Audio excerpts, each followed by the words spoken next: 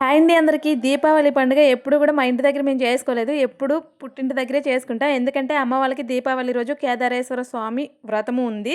అంటే రాత్రి కూడా ఉంది. ఈరోజు మార్నింగ్ వరకు కూడా ఉంది.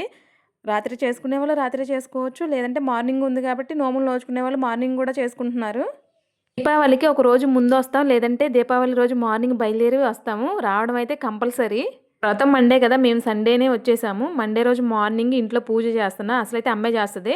ఈసారి మార్నింగ్ పూజ నన్ను చేయమంటే నేను చేస్తున్నాను.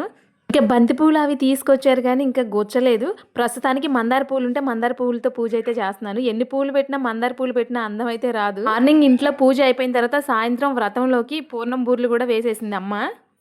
అమ్మ వాళ్ళకి ఏంటంటే పూర్ణం బూర్లతో నోము, ఒక్కొక్కరికేమో అరిసెల నోము, ఒక్కొక్కరికేమో అప్పాల నోము ఉంటుంది.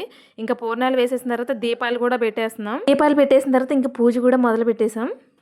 ఒక్కో దీపం వెలిగిస్తూ చీకటిని తరిమినట్టు ఒక్కో మెట్టు ఎక్కుతూ జీవితంలో మీరు కోరుకున్న లక్ష్యం సాధించాలని మనస్ఫూర్తిగా కోరుకుంటూ అందరికీ దీపావళి శుభాకాంక్షలు.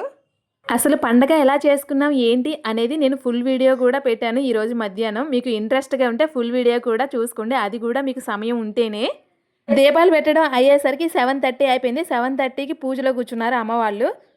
ఇంకా పూజ పూర్తి అయిపోయిన తర్వాత చేసిన నైవేద్యాలన్నీ కూడా పెట్టేశాం. నైవేద్యాలు పెట్టడం అయిపోయిన తర్వాత కొన్ని క్రాకర్స్ అయితే తీసుకొచ్చారు. అవి కూడా కాల్చేసాం. ఎక్కువగా అయితే కాల్చలేదు. వీడియో నచ్చితే కాస్త సబ్స్క్రైబ్ చేసుకోండి. వెలిగించేపటికి అయిపోద్ది.